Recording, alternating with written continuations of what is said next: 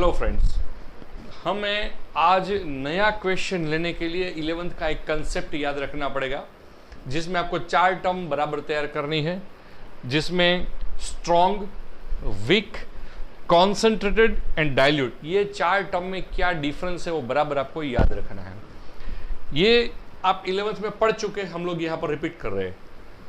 अगर हमारे पास कोई इलेक्ट्रोलाइट AB है और उसको अगर हम डिसोल्व करेंगे सॉल्वेंट में, then it will be converted into A+ and B-, मतलब उसका दोनों जो आयन है वो अलग हो जाएगा।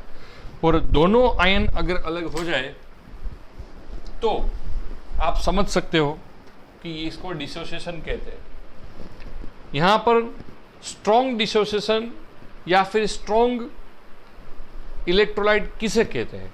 जिसका डिसोसिएशन 100% होता है।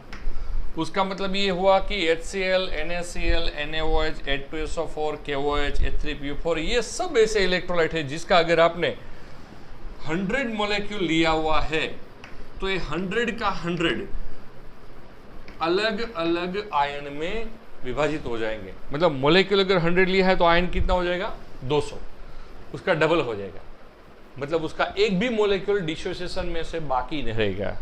तो उसका हम अल्फा, मतलब ये डिसोसिएशन का डिग्री जो है उसे 1 बोलते हैं, क्योंकि वो पूरे का पूरा डिसोसिएट हो जाता है।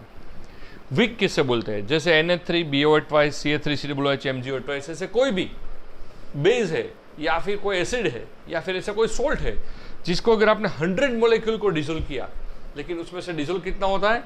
10, 15, मतलब बहुत कम मात्रा में उसका आयन जो है वो अपार्ट होता है, मतलब वो डिसोसिएट होता है। बाकी का ऐसे का ऐसा पड़ा रहता है, बाकी का उसमें आयोनाइजेशन होता नहीं है।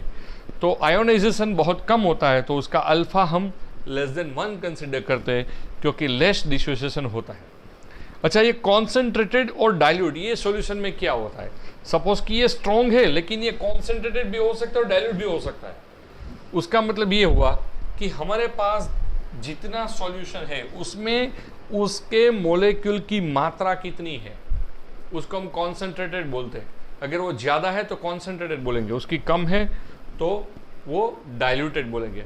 सपोज कि आपकी स्कूल के अंदर एक क्लासरूम के अंदर 50 बच्चे बैठे हुए, तो वो क्लास कॉन्सेंट्रेटेड हुआ। आपके एक क्लास में 5 बच्चे बैठे हुए तो वो डाइल्यूटेड हुआ।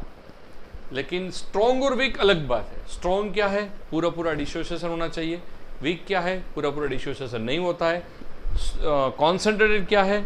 उसकी नंबर ऑफ आयन या नंबर ऑफ मॉलिक्यूल ज़्यादा होता है। डाइल्यूट क्या होता है? नंबर ऑफ मॉलिक्यूल कम होते हैं।